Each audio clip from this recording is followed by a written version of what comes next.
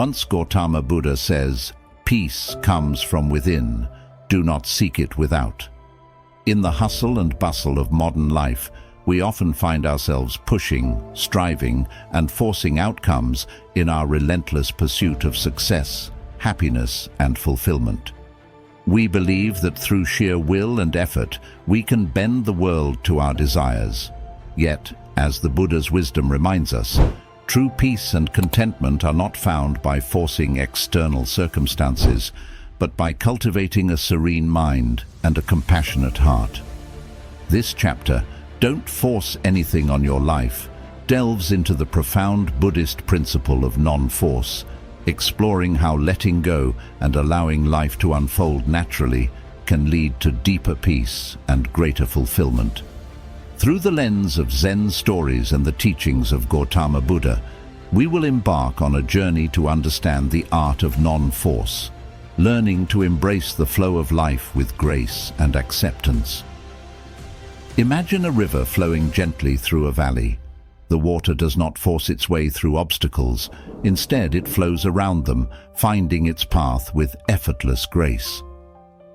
Similarly, in our lives, when we stop forcing and start flowing, we align ourselves with the natural rhythms of the universe, discovering a sense of ease and harmony that cannot be achieved through struggle. In the following pages, we will explore 20 core Buddhist principles that illuminate the path of non-force.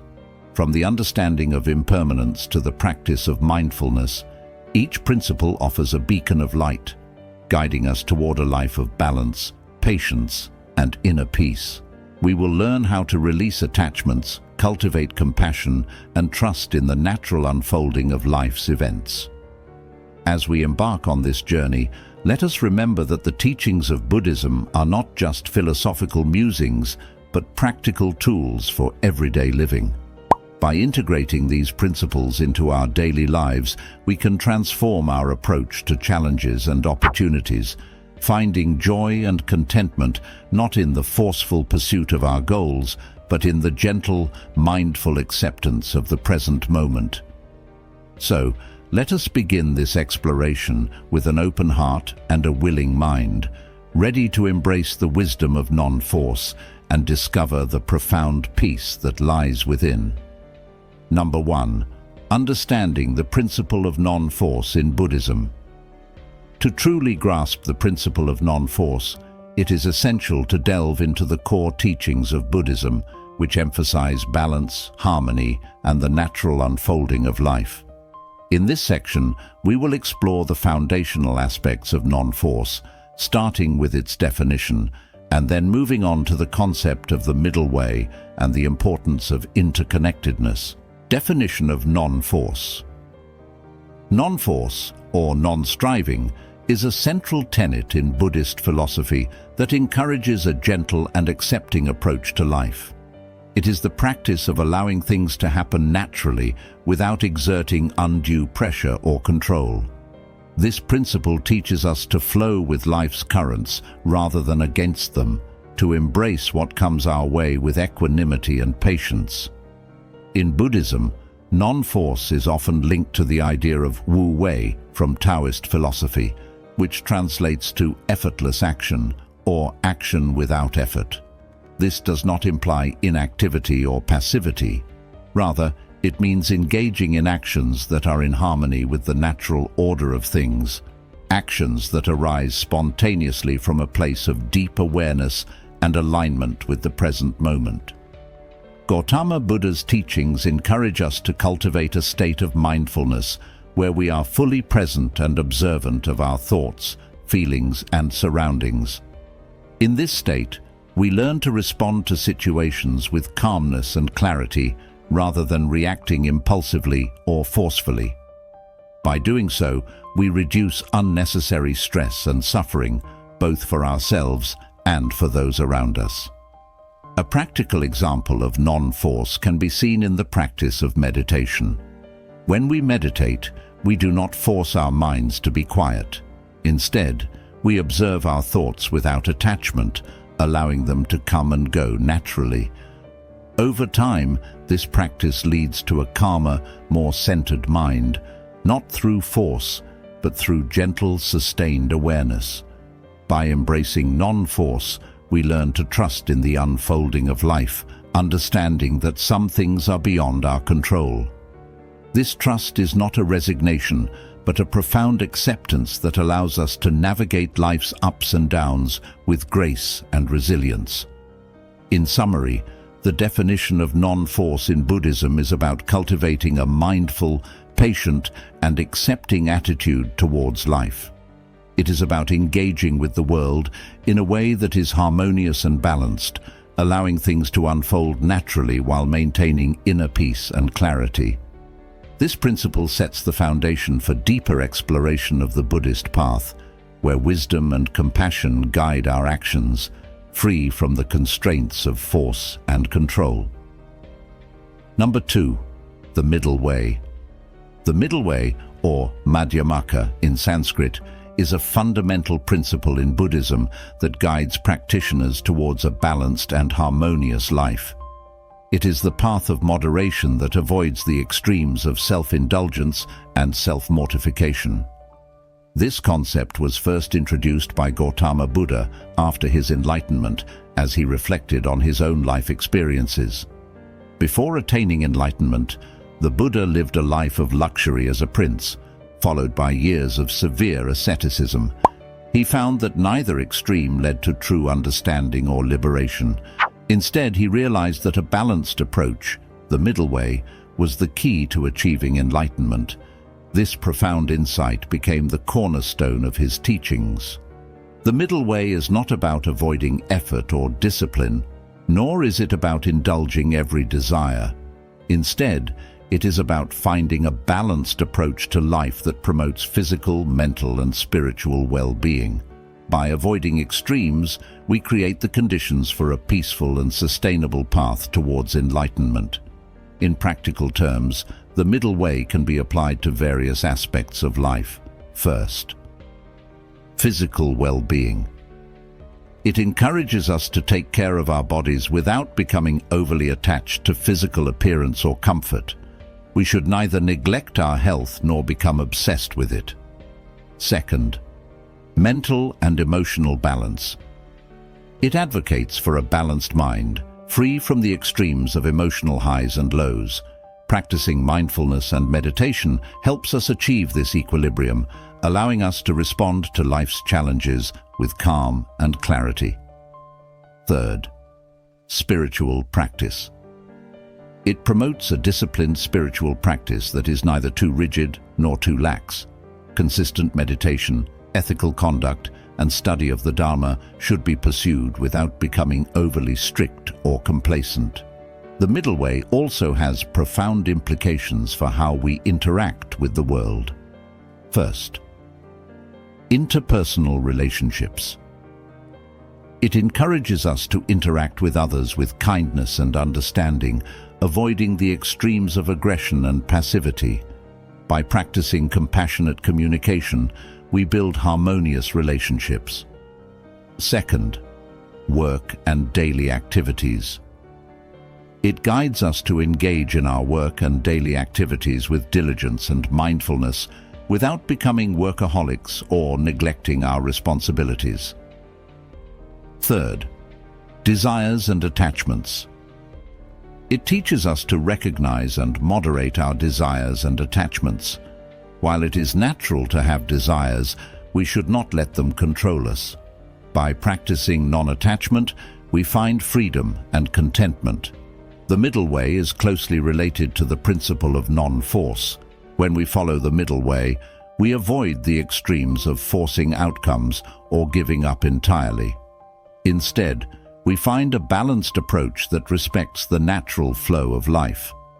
This balanced path allows us to act with intention and clarity, without the stress and suffering that come from trying to control everything.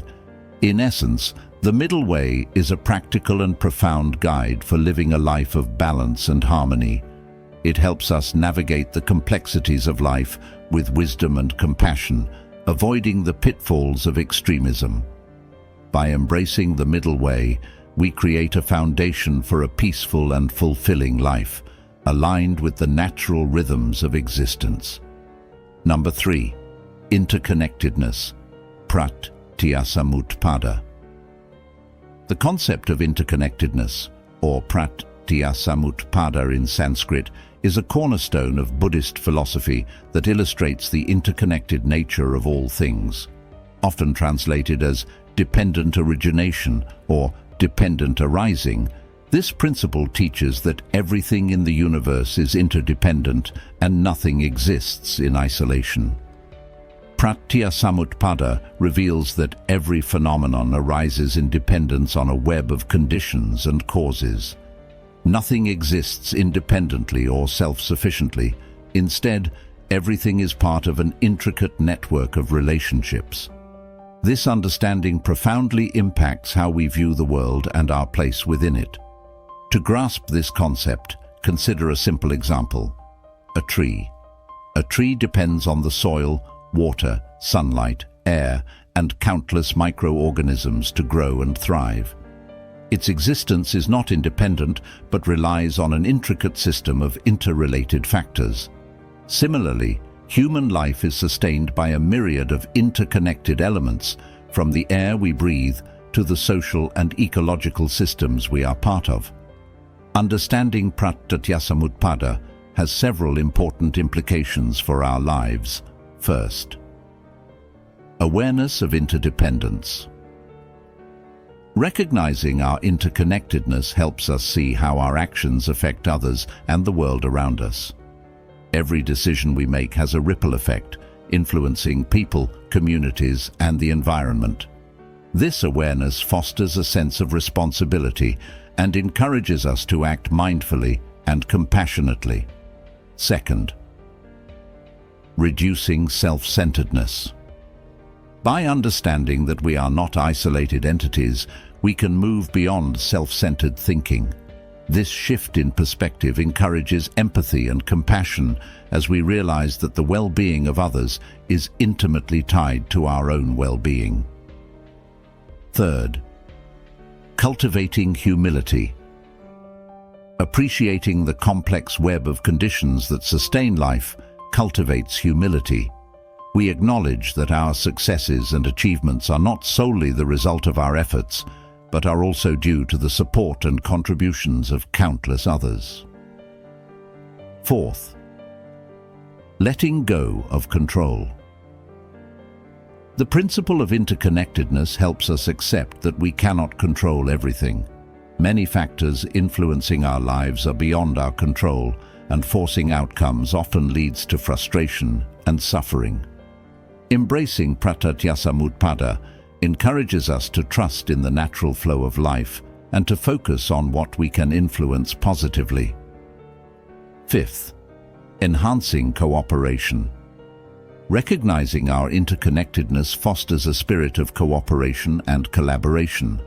We see the value in working together towards common goals, understanding that our collective efforts can create significant positive change.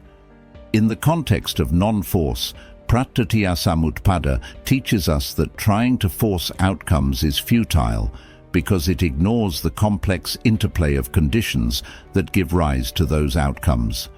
Instead, we are encouraged to act with awareness and mindfulness, aligning our actions with the natural flow of interdependent causes and conditions.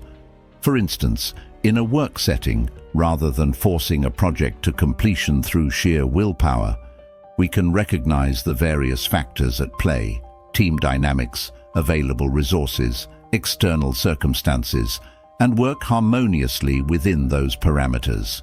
By doing so, we are more likely to achieve sustainable and effective results. In personal relationships, understanding interconnectedness can help us approach conflicts with empathy and a willingness to see the other person's perspective. We realize that harmonious relationships depend on mutual understanding and cooperation, not on forcing our views or desires onto others. In summary, pratyasamutpada, or interconnectedness, is a profound principle that teaches us the interdependent nature of all things. It encourages us to act with mindfulness, compassion, and humility, recognizing that we are part of a vast, interconnected web of life. By embracing this principle, we learn to navigate life with a sense of balance and harmony, avoiding the pitfalls of force and control.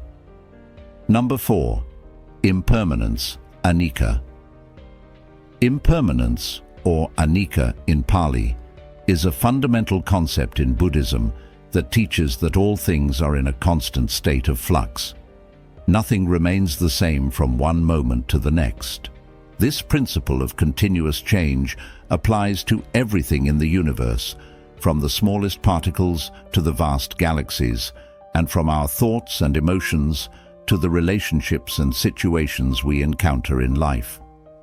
The Buddha taught that understanding and accepting impermanence is crucial for achieving wisdom and inner peace. When we grasp the transient nature of all things, we learn to let go of attachments and expectations, which are often the root causes of our suffering. Here are key aspects of anicca and how they relate to the practice of non-force. First, acceptance of change. Recognizing that change is a natural part of life helps us to accept it rather than resist it.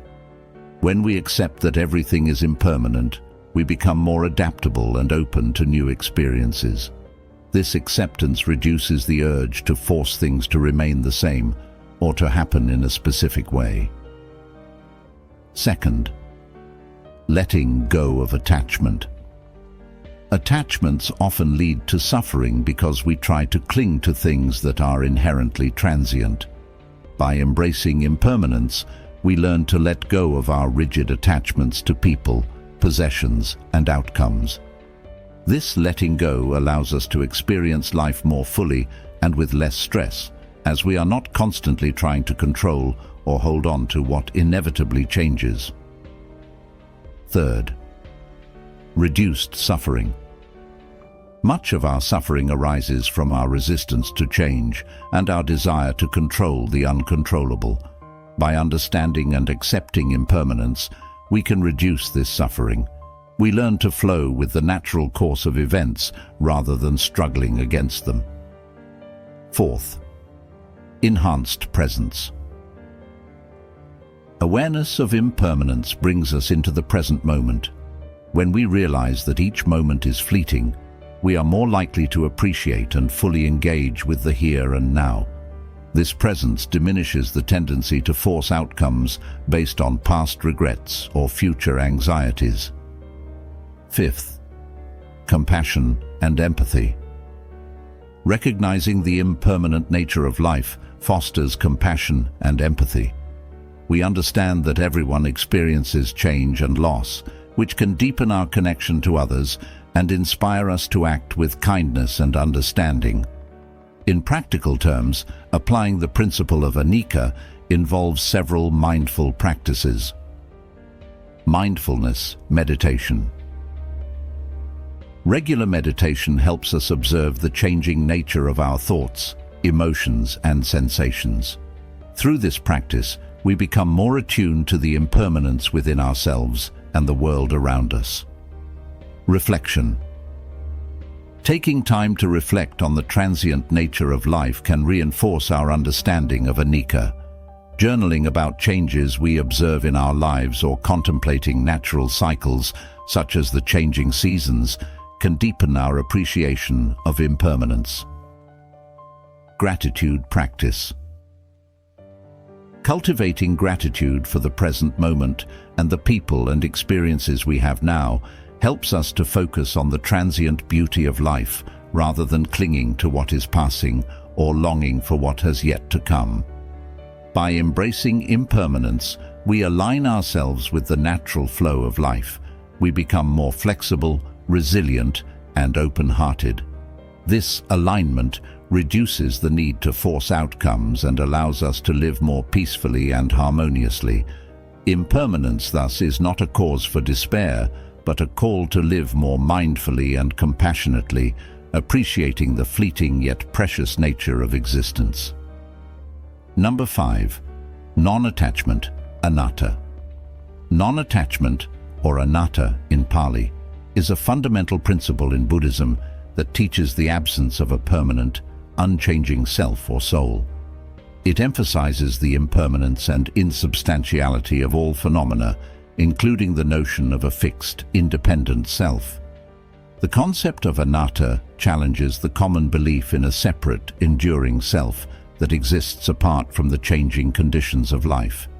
Instead, it suggests that our sense of self is a construct, a product of our experiences, perceptions, and conditioning that is constantly evolving and dependent on external factors. Here are key aspects of anatta and its relationship to the practice of non-force. 1. Letting go of ego. Anatta encourages us to let go of the egoic attachments that lead to suffering. When we identify too strongly with our self-concept, our roles, identities, and possessions, we create a false sense of security that is easily threatened by change. By recognizing the impermanent and interdependent nature of our being, we can loosen the grip of ego and experience greater freedom and ease. 2. Embracing impermanence. Non-attachment is closely linked to the principle of impermanence. When we understand that everything, including our sense of self, is in a constant state of flux, we are less likely to cling to fixed identities or outcomes.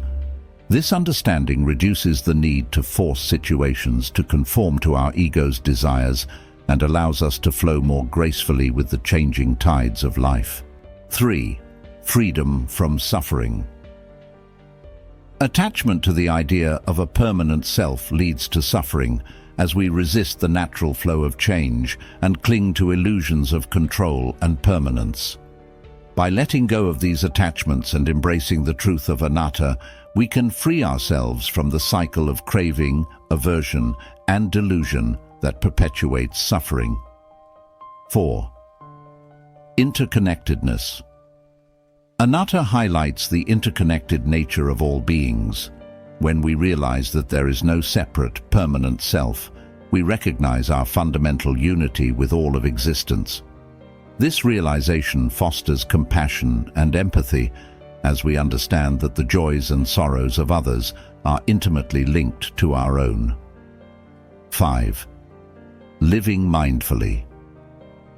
Practicing non-attachment involves being mindful of our attachments and aversions in each moment.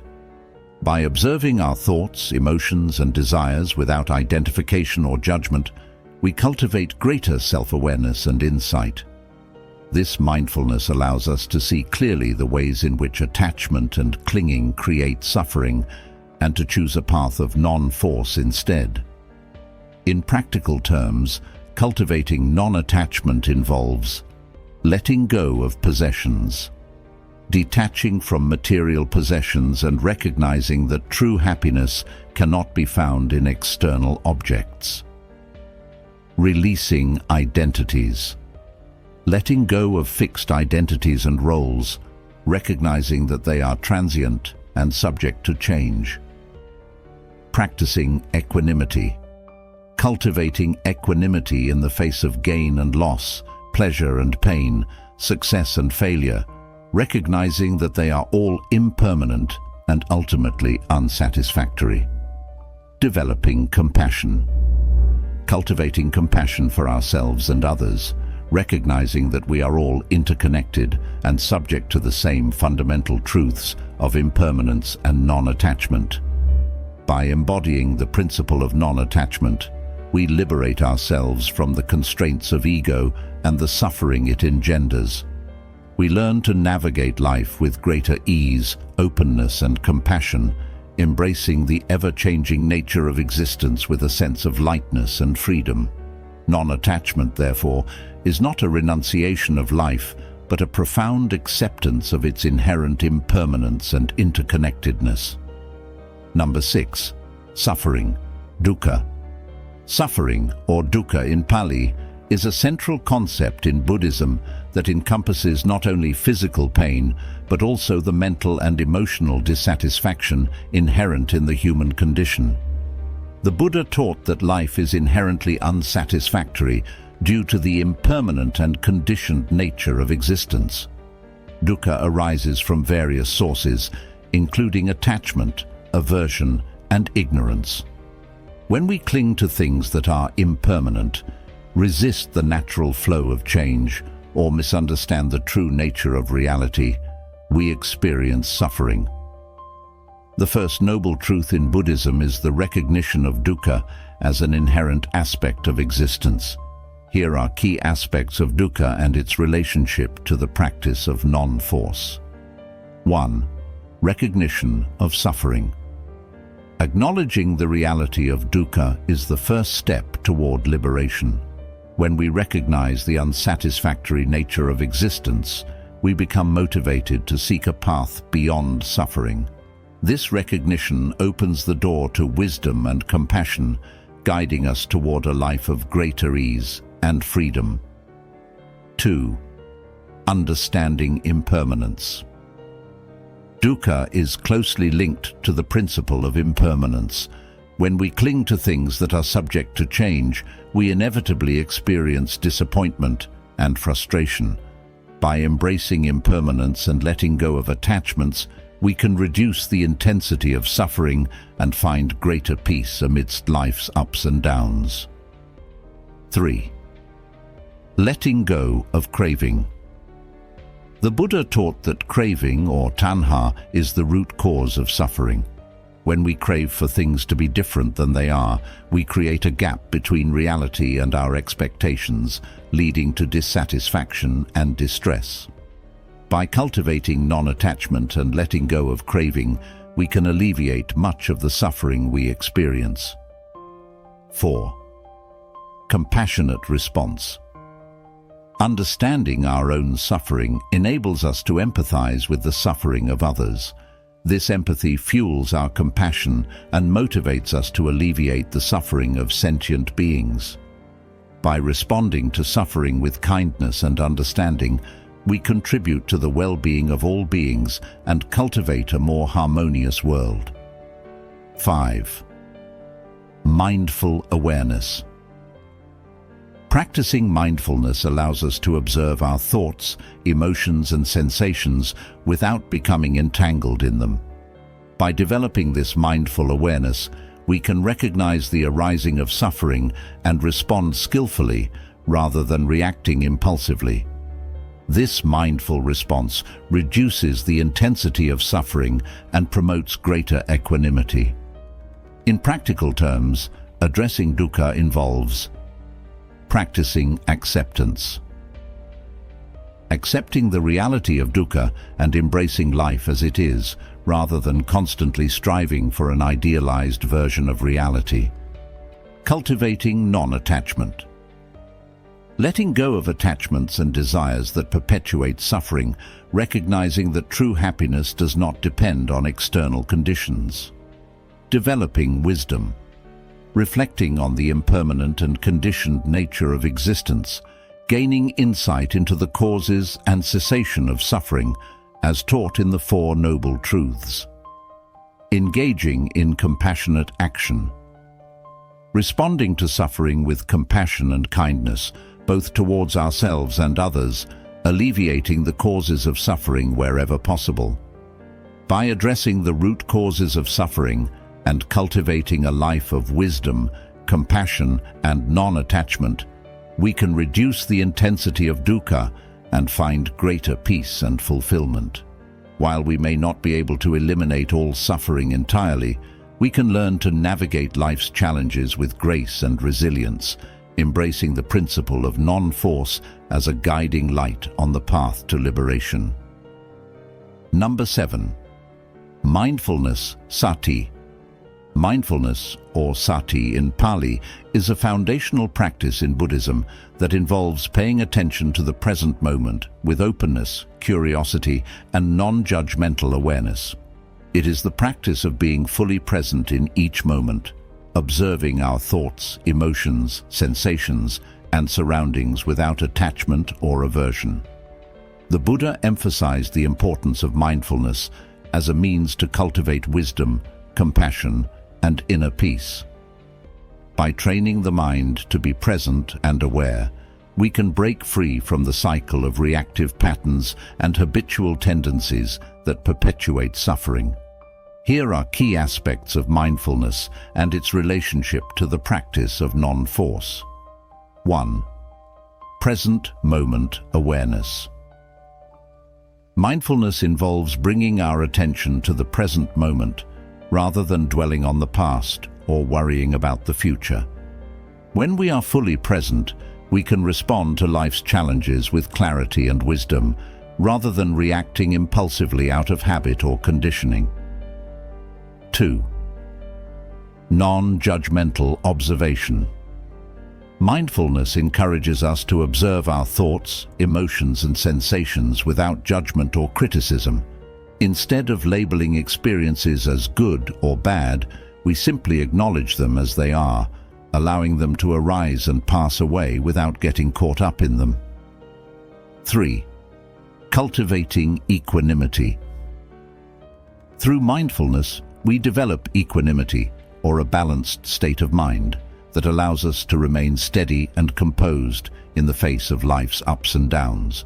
By observing the impermanent and ever-changing nature of our experiences, we can cultivate a sense of inner peace that is not dependent on external circumstances. 4. Interrupting reactive patterns. Mindfulness interrupts the automatic reactive patterns of the mind that lead to suffering. By bringing awareness to our thoughts and emotions, we create space between stimulus and response, allowing us to choose a skillful and compassionate response rather than reacting impulsively out of habit. 5. Deepening insight. Mindfulness leads to deeper insight into the nature of reality and the causes of suffering. As we observe the impermanent, unsatisfactory, and selfless nature of our experiences, we gain insight into the Four Noble Truths and the cessation of suffering. In practical terms, cultivating mindfulness involves formal meditation practice. Engaging in formal meditation practices such as mindfulness of breath, body scan, or loving-kindness meditation to train the mind in present moment awareness. Informal mindfulness. Bringing mindfulness into everyday activities such as eating, walking, or washing dishes by paying attention to the sensations, thoughts, and emotions that arise in each moment. Mindful reflection. Reflecting on our experiences with mindfulness, noticing patterns and tendencies in our thoughts, emotions, and behaviors, and cultivating greater self-awareness and insight. Integration into daily life. Applying mindfulness to difficult situations and interactions, bringing awareness and compassion to challenging moments, and responding skillfully rather than reacting habitually. By cultivating mindfulness, we develop the capacity to live with greater presence, clarity, and compassion. Mindfulness allows us to embrace the principle of non-force by letting go of the need to control or manipulate our experiences, and by responding to life with openness and acceptance. As we deepen our practice of mindfulness, we discover a profound sense of peace and freedom that arises from being fully present in each moment. Number 8. Equanimity, upekkha.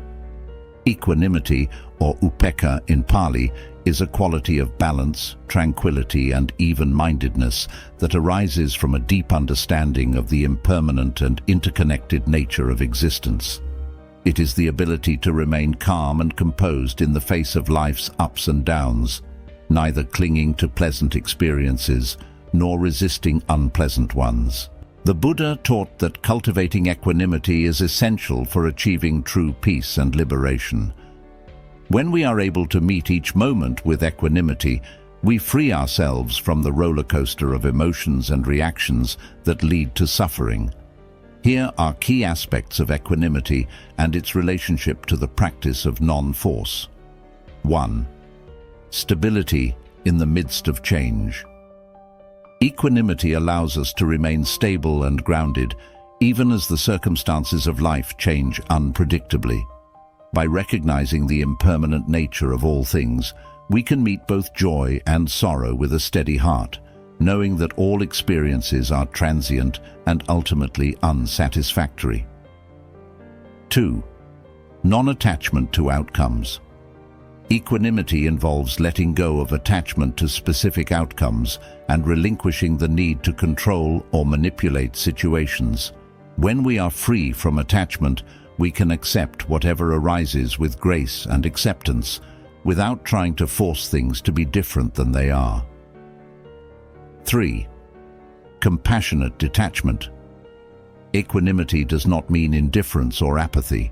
Instead, it is a compassionate detachment that allows us to respond to the suffering of others with empathy and kindness, without becoming overwhelmed by their pain or feeling compelled to fix their problems. 4. Balanced response to pleasure and pain.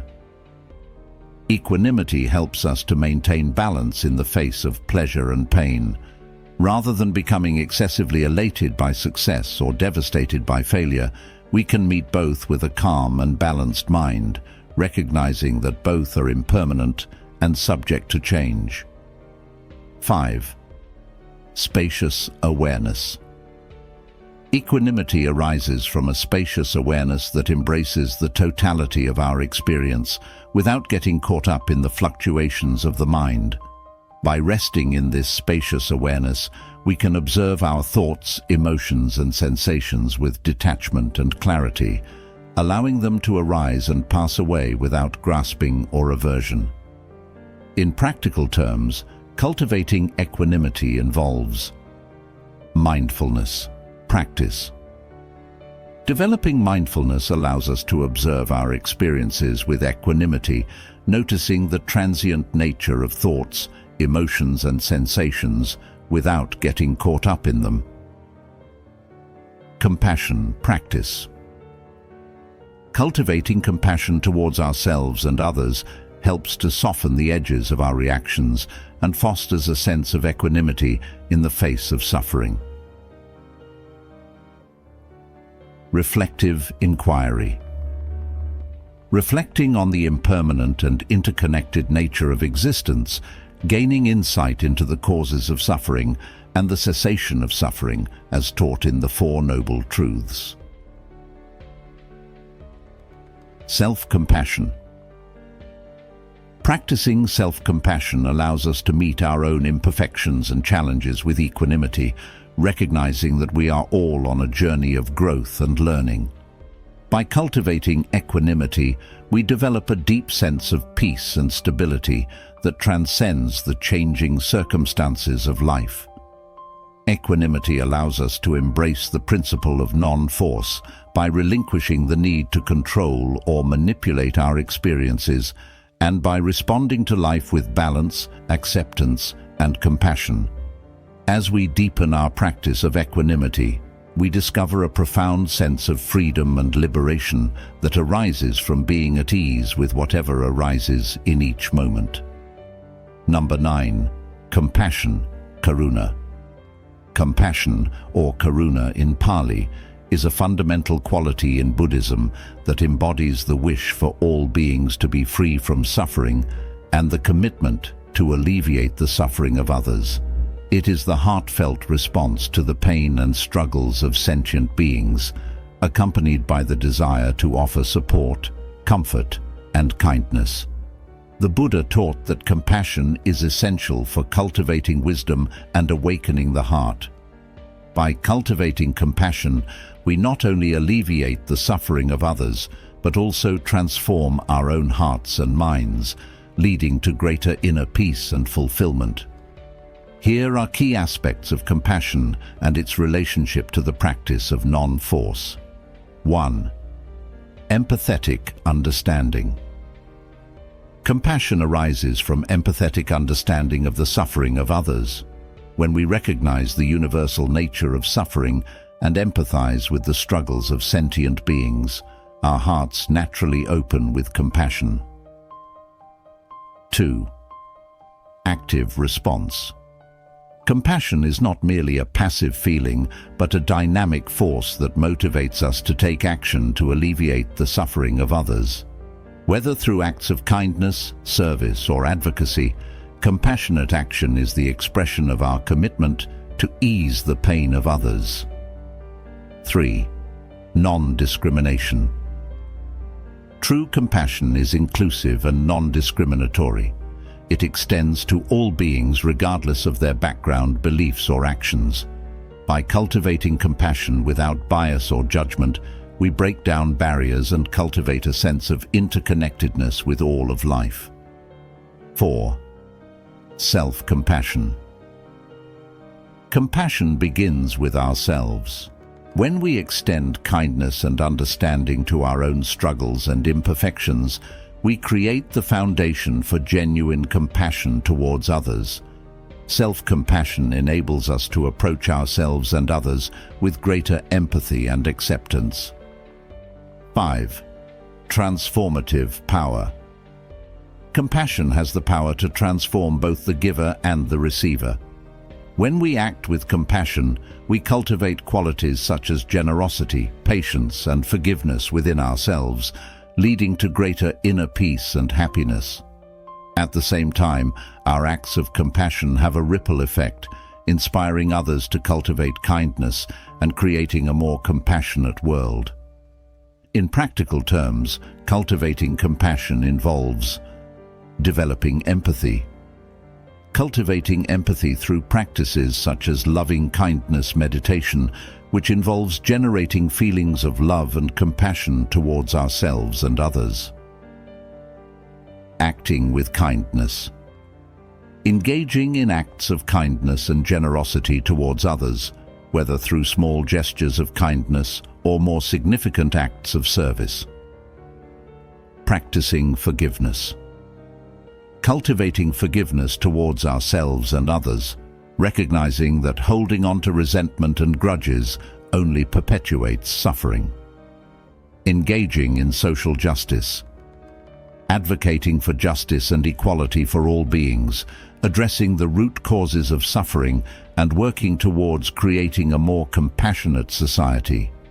By cultivating compassion, we align ourselves with the principle of non-force by responding to the suffering of others with kindness, understanding, and support, rather than trying to force outcomes or fix problems. Compassion opens our hearts to the interconnectedness of all beings and inspires us to live with greater wisdom, kindness, and integrity. As we deepen our practice of compassion, we contribute to the alleviation of suffering in the world and create conditions for greater peace and happiness for all beings. Number 10. Loving kindness, metta. Loving kindness, or metta in Pali, is a profound quality of unconditional love, friendliness, and goodwill towards all beings. It is the heartfelt wish for the well-being, happiness, and safety of oneself and others, without exception. The practice of loving kindness is central to Buddhism as it cultivates a sense of connection, empathy, and generosity towards all beings. By nurturing loving kindness, we dissolve barriers of separation and foster a sense of unity and interconnectedness with all of life. Here are key aspects of loving kindness and its relationship to the practice of non-force. 1. Universal love. Loving kindness extends to all beings, without exception. It is the recognition of the inherent worth and dignity of every sentient being, regardless of their background, beliefs, or actions. By cultivating loving kindness, we overcome feelings of separation and cultivate a sense of oneness with all beings. 2.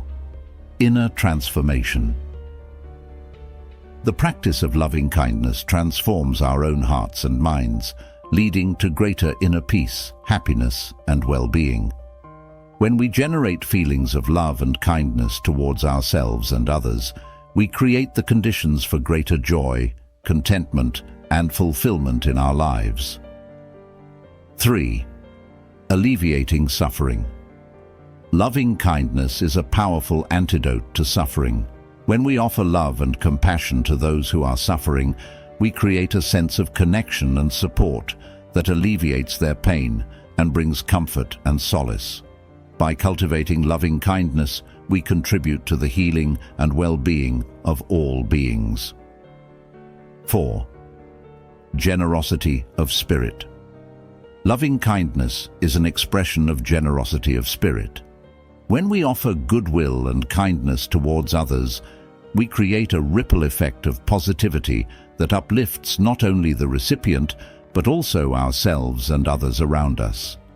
By cultivating loving kindness, we create a more compassionate and harmonious world.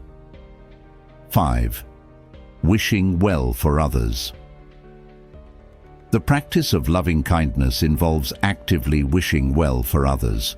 Through meditation and reflection, we generate thoughts and feelings of love, compassion, and goodwill towards ourselves and all beings, cultivating a sense of warmth and openness in our hearts. In practical terms, cultivating loving kindness involves loving kindness meditation. Engaging in loving kindness meditation, in which we cultivate feelings of love, compassion, and goodwill towards ourselves and others. Kind actions. Performing acts of kindness and generosity towards others, whether through simple gestures of care and support or more significant acts of service. Wise speech. Speaking words of kindness and encouragement, avoiding gossip, criticism, or harsh language that can cause harm to others. Compassionate listening. Listening with empathy and understanding, offering a compassionate presence to those who are suffering or in need of support. By cultivating loving kindness, we align ourselves with the principle of non-force by responding to the world with love, kindness, and compassion, rather than trying to force outcomes or control situations. Loving kindness opens our hearts to the interconnectedness of all beings and inspires us to live with greater generosity, empathy, and care. As we deepen our practice of loving kindness, we create conditions for greater harmony, happiness, and well-being for ourselves and all beings. Number 11. Right effort, Sama Vayama. Right effort, or Sama Vayama in Pali, is one of the components of the Noble Eightfold Path, the path to the cessation of suffering as taught by the Buddha. It refers to the cultivation of wholesome qualities and the abandonment of unwholesome qualities through skillful effort and diligence. The practice of right effort involves striving to develop positive qualities such as mindfulness, compassion, and wisdom, while also exerting effort to overcome negative qualities such as greed, hatred, and delusion. It is the balanced effort required to progress along the path towards liberation and awakening. Here are key aspects of right effort and its relationship to the practice of non-force. 1. Balanced effort. Right effort involves finding a balance between exerting effort and allowing things to unfold naturally. It is the middle way between the extremes of laziness and striving. By exerting effort mindfully and skillfully, we create the conditions for growth and transformation without forcing outcomes or grasping for results. 2. Cultivating wholesome qualities. Right effort entails cultivating wholesome qualities such as mindfulness, compassion, loving kindness, generosity, and wisdom. By consciously developing these qualities through practice and reflection, we create the conditions for greater well-being and happiness for ourselves and others. 3. Overcoming unwholesome qualities. Right effort also involves exerting effort to overcome unwholesome qualities such as greed, hatred, anger, jealousy, and ignorance. Through mindfulness and introspection, we recognize these unwholesome tendencies within ourselves and make a concerted effort to abandon them, cultivating greater inner peace and freedom as a result. 4. Persistent practice. Right effort requires persistence and determination in the face of obstacles and challenges. It is the willingness to continue practicing diligently, even when progress seems slow or difficult. By maintaining a steadfast commitment to the path, we gradually cultivate the qualities necessary for awakening. 5. Non-attachment to results. Right effort is characterized by a non-attachment to results. While we exert effort in our practice, we let go of expectations and attachments to specific outcomes. Instead, we focus on the process of cultivation itself, trusting that the fruits of our efforts will manifest in their own time. In practical terms, cultivating right effort involves mindful practice. Engaging in mindfulness practices such as meditation, reflection, and daily mindfulness activities to develop awareness of our thoughts, emotions, and behaviors. Skillful action. Acting with integrity and wisdom in our interactions with ourselves and others, cultivating positive qualities and refraining from harmful actions. Self-reflection.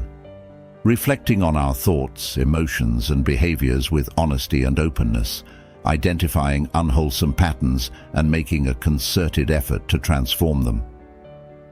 Seeking guidance.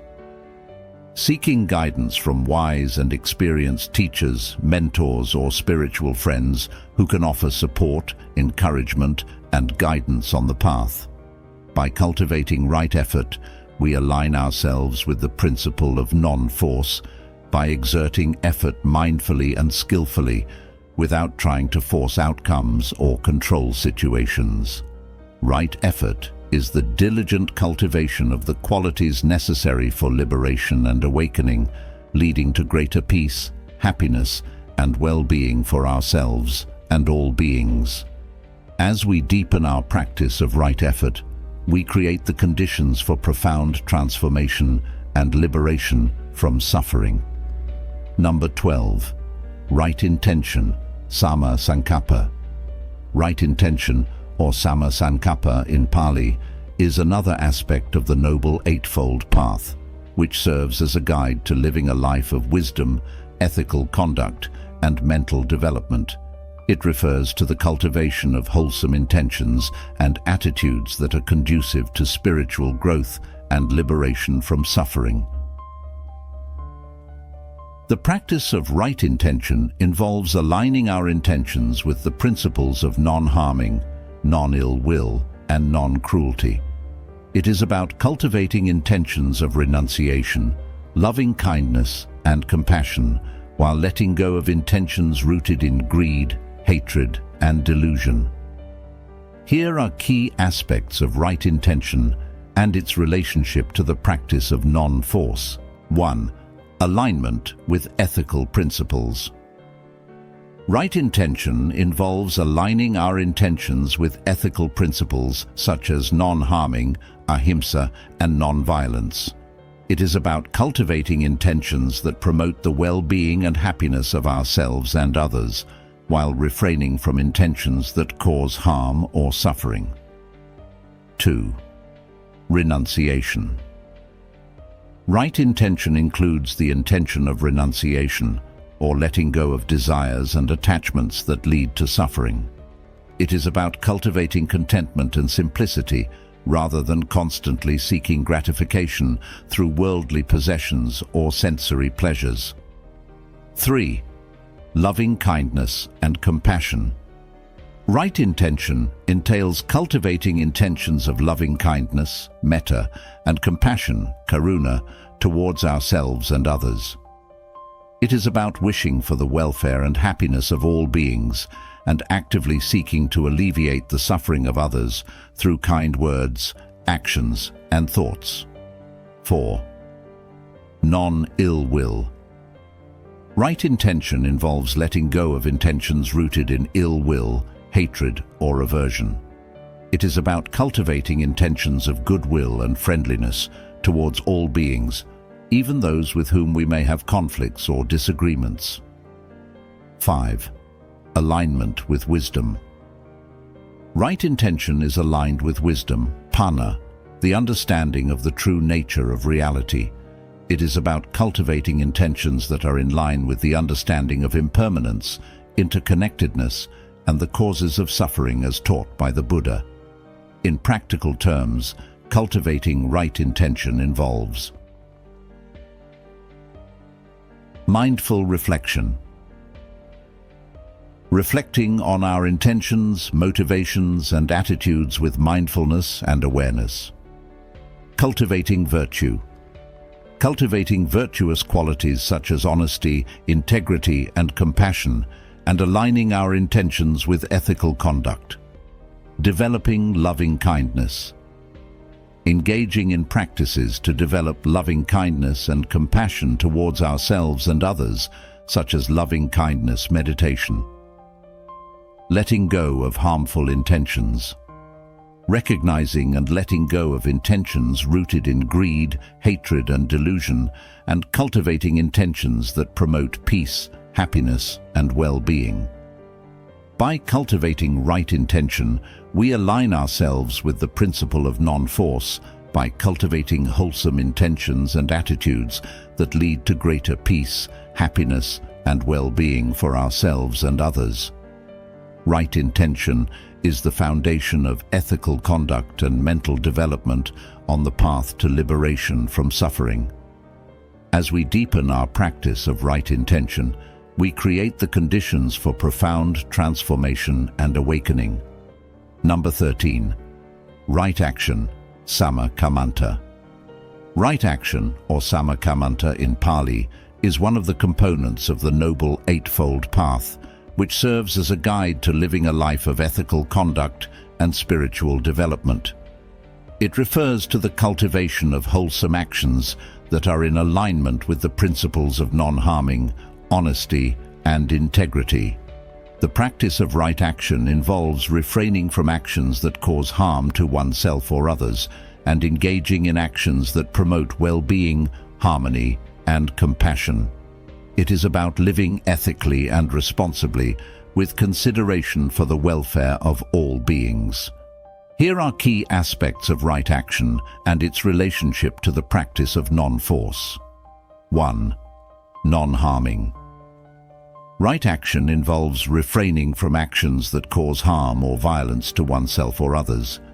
It is about cultivating a sense of reverence for life and treating all beings with kindness, compassion, and respect. 2. Honesty and integrity. Right action entails being truthful and honest in our words and deeds. It is about cultivating integrity and reliability in our actions and avoiding deception, dishonesty, and manipulation. 3. Respect for property. Right action involves respecting the property and possessions of others. It is about refraining from stealing, cheating, or taking advantage of others for personal gain, and instead cultivating generosity and respect for others' belongings. 4. Sexual responsibility. Right action includes refraining from actions that cause harm or exploitation in the realm of sexuality. It is about cultivating sexual responsibility, honesty, and respect for oneself and others, and avoiding sexual misconduct, such as adultery or exploitation. 5. Mindful consumption. Right action involves being mindful of our consumption habits and their impact on ourselves, others, and the environment. It is about cultivating moderation, simplicity, and sustainability in our consumption patterns and avoiding overindulgence or wastefulness. In practical terms, cultivating right action involves mindful awareness. Cultivating mindfulness and awareness in our actions, speech, and thoughts. Ethical reflection. Reflecting on the ethical implications of our actions and their potential impact on ourselves and others. Developing virtue. Cultivating virtuous qualities such as kindness, compassion, honesty, and generosity, and aligning our actions with these principles. Practicing non-violence. engaging in practices that promote non-violence and compassion towards all beings, such as loving-kindness meditation and compassionate action. By cultivating right action, we align ourselves with the principle of non-force by living ethically and responsibly with consideration for the welfare of all beings. Right action is the foundation of a life of integrity, compassion, and harmony, leading to greater peace, happiness, and well-being for ourselves and others. As we deepen our practice of right action, we create the conditions for profound transformation and awakening. Number 14. Acceptance. Acceptance is a fundamental principle in Buddhism that involves recognizing and embracing the reality of life as it is, without resistance or judgment. It is the willingness to acknowledge the impermanent and ever-changing nature of existence and to meet each moment with openness, equanimity, and non-attachment. Here are key aspects of acceptance and its relationship to the practice of non-force. 1. Radical acceptance. Acceptance involves fully acknowledging and embracing the present moment, including its joys, sorrows, challenges, and uncertainties. It is about letting go of the desire for things to be different than they are and finding peace and contentment in the midst of life's ups and downs. 2. Letting go of resistance. Acceptance entails letting go of resistance to the reality of the present moment. It is about surrendering to the flow of life and allowing things to unfold naturally without trying to control or manipulate outcomes. 3. Cultivating equanimity. Acceptance is closely linked to the principle of equanimity. It is about cultivating a balanced and impartial mind that is not swayed by the changing conditions of life, but remains steady and composed in the face of pleasure and pain, gain and loss, praise and blame. 4. Embracing impermanence. Acceptance involves embracing the truth of impermanence, the understanding that all things are transient and subject to change. It is about letting go of attachments to fixed outcomes and recognizing the beauty and fragility of life in its constant flux. 5. Non-attachment. Acceptance is rooted in non-attachment, the recognition that clinging to desires and expectations only leads to suffering. It is about letting go of attachment to the past and the future and finding freedom in the present moment. In practical terms, cultivating acceptance involves mindfulness practice. Cultivating mindfulness allows us to observe our thoughts, emotions, and sensations with acceptance and non-judgment. Radical self-acceptance. Embracing ourselves exactly as we are, with all our flaws and imperfections, and extending this same acceptance to others. Practicing gratitude. Cultivating gratitude for the blessings and challenges of life and finding contentment in the present moment. Letting go of control. Releasing the need to control or manipulate outcomes and trusting in the natural unfolding of life. By cultivating acceptance, we align ourselves with the principle of non-force by embracing the reality of life as it is, with all its imperfections and uncertainties. Acceptance is the gateway to inner peace, contentment, and freedom, allowing us to live with greater ease and openness and to respond to life with wisdom and compassion. As we deepen our practice of acceptance, we create the conditions for profound transformation and liberation from suffering. Number 15. Patience, Khanti. Patience, or Khanti in Pali, is a virtue highly regarded in Buddhism, emphasizing the ability to endure difficulties, setbacks, and challenges with equanimity and resilience. It is the capacity to remain calm and composed in the face of adversity, without giving in to frustration, anger, or impatience. Here are key aspects of patience and its relationship to the practice of non-force. 1. Endurance. Patience involves the willingness to endure discomfort and adversity without succumbing to resistance or reactivity. It is about staying present with whatever arises, whether pleasant or unpleasant, and trusting in the natural unfolding of events. 2. Cultivating resilience. Patience builds resilience, the ability to bounce back from setbacks and difficulties with grace and strength. It is about recognizing that challenges are an inherent part of life and viewing them as opportunities for growth and learning. 3. Tolerance of imperfection. Patience entails accepting the imperfections of ourselves and others with understanding and compassion. It is about letting go of the need for perfection and embracing the inherent humanity and fallibility of all beings. 4. Non-reactivity. Patience involves non-reactivity, the ability to respond to situations with mindfulness and equanimity rather than reacting impulsively out of habit or conditioning. It is about pausing before reacting and choosing a response that is skillful and compassionate. 5. Cultivating inner peace. Patience leads to inner peace, the calm and steady mind that arises from accepting things as they are, rather than trying to force them to be different. It is about finding peace amidst the storms of life and cultivating a sense of inner tranquility that is not dependent on external conditions. In practical terms, cultivating patience involves mindfulness. Practice. Cultivating mindfulness allows us to observe our thoughts, emotions, and reactions with patience and non-reactivity.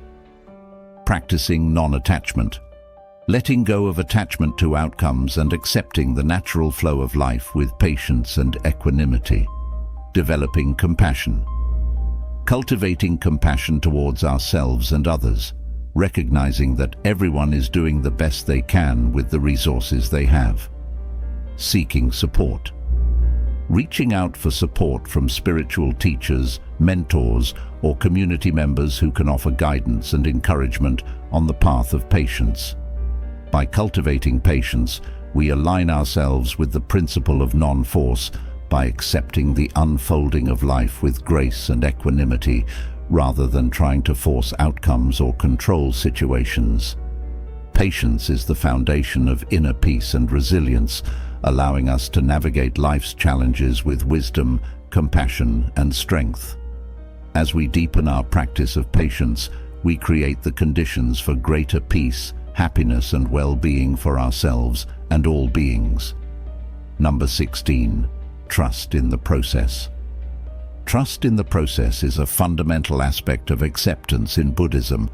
It involves having faith in the natural unfolding of life and trusting that everything happens according to its own rhythm and wisdom, even when the path ahead seems uncertain or challenging. Here are key aspects of trust in the process and its relationship to the practice of non-force. 1. Surrendering to uncertainty. Trust in the process means surrendering to the inherent uncertainty of life and trusting that everything unfolds in its own time and way. It is about letting go of the need for certainty and control and embracing the mystery and unpredictability of existence. 2. Faith in the Dharma. Trust in the process is rooted in faith in the Dharma, the teachings of the Buddha, and confidence in the path of liberation from suffering.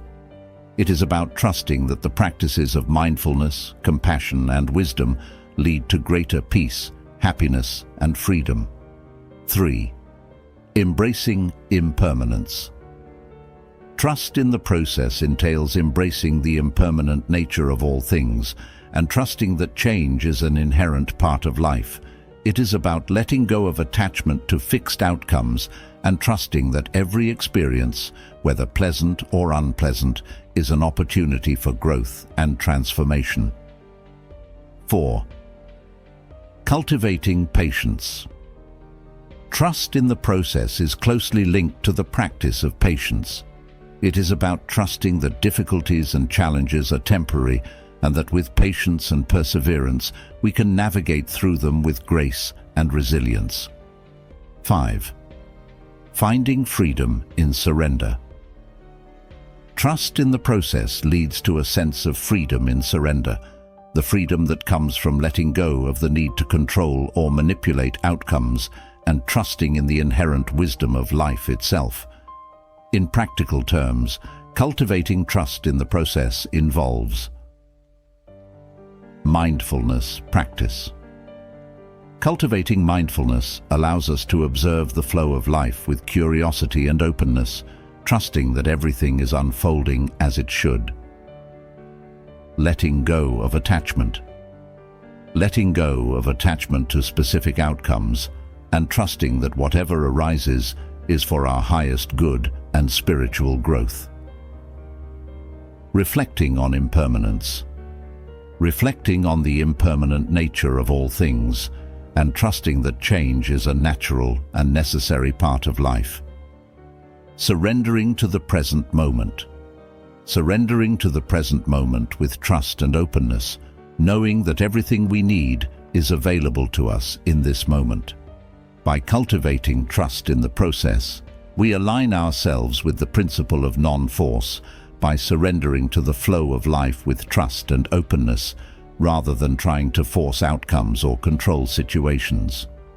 Trust in the process is the gateway to greater peace, freedom, and happiness, allowing us to live with greater ease and joy and to respond to life with wisdom and compassion. As we deepen our practice of trust in the process, we create the conditions for profound transformation and liberation from suffering. Number 17. Simplicity, Santosha. Simplicity, or Santosha in Pali, is a principle in Buddhism that emphasizes contentment and inner peace through embracing a life of simplicity and moderation. It is the practice of finding fulfillment and happiness in the present moment, rather than seeking satisfaction through external possessions or achievements. Here are key aspects of simplicity and its relationship to the practice of non-force. 1. Contentment with what is. Simplicity involves being content with what we have and finding joy and fulfillment in the present moment, rather than constantly seeking more or striving for external success. It is about appreciating the simple pleasures of life and cultivating gratitude for the abundance that already exists. 2. Letting go of excess. Simplicity entails letting go of excess and living with just what is necessary for our well-being and happiness. It is about decluttering our lives, both physically and mentally, and focusing on what truly matters, rather than being weighed down by unnecessary possessions or distractions. 3.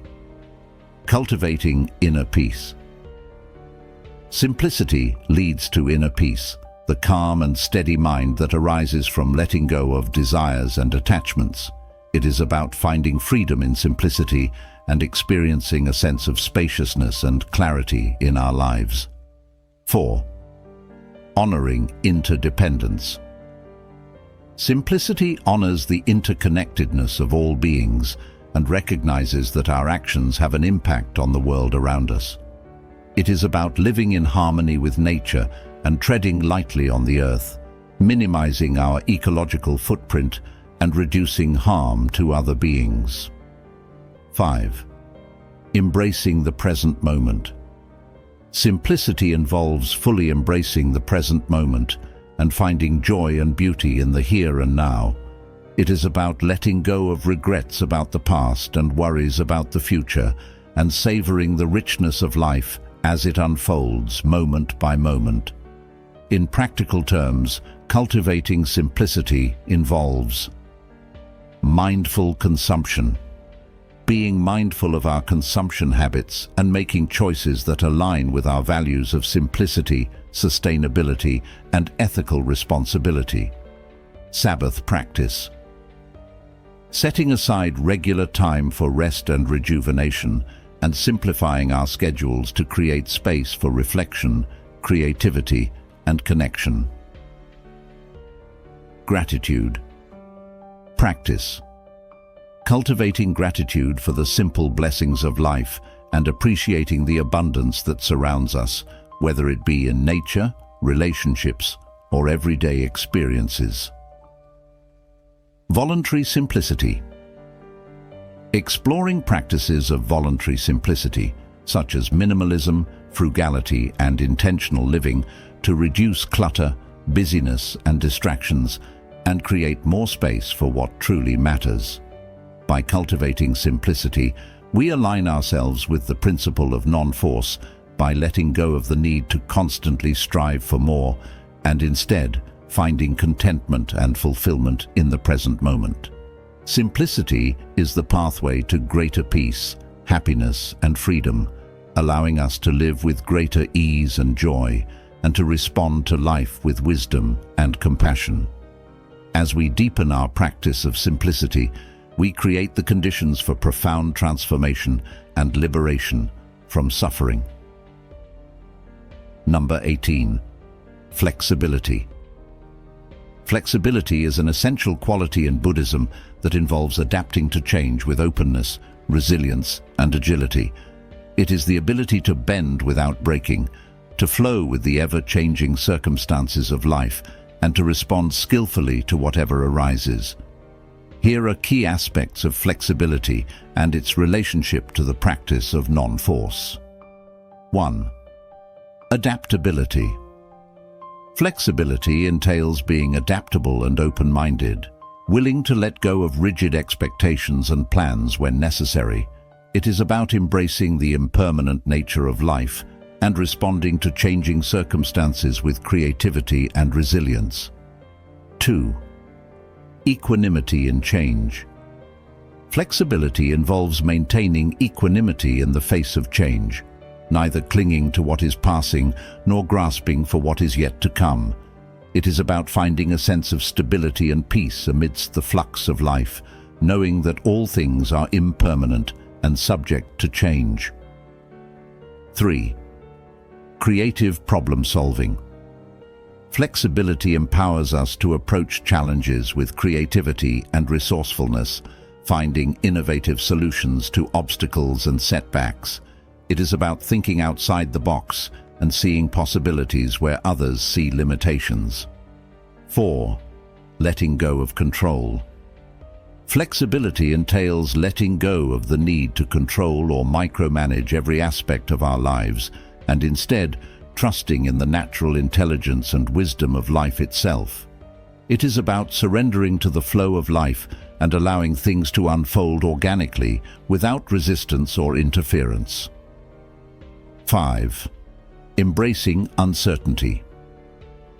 Flexibility involves embracing uncertainty as an inherent part of life and seeing it as an opportunity for growth and discovery. It is about stepping into the unknown with courage and curiosity rather than fear or resistance. In practical terms, cultivating flexibility involves mindfulness practice. Cultivating mindfulness allows us to observe our reactions to change with awareness and non-judgment, and to respond with greater flexibility and adaptability.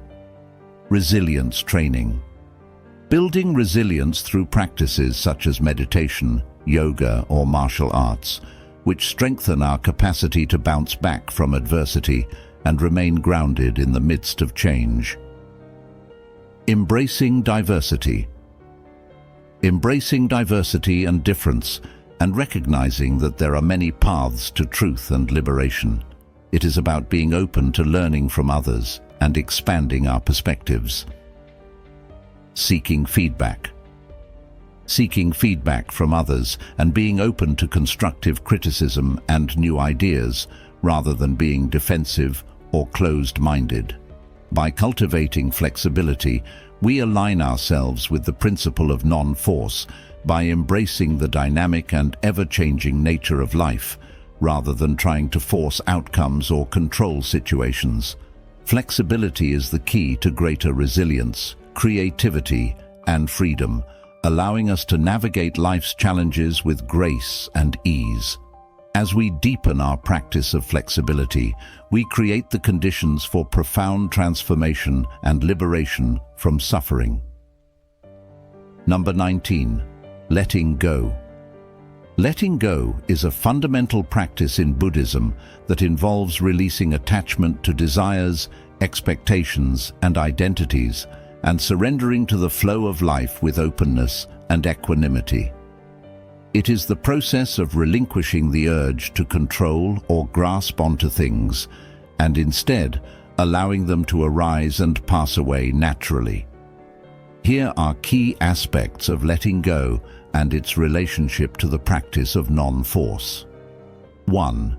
Relinquishing attachment. Letting go entails relinquishing attachment to both the pleasant and unpleasant aspects of life.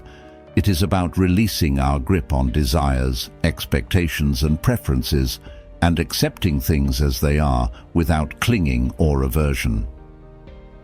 2. Surrendering control.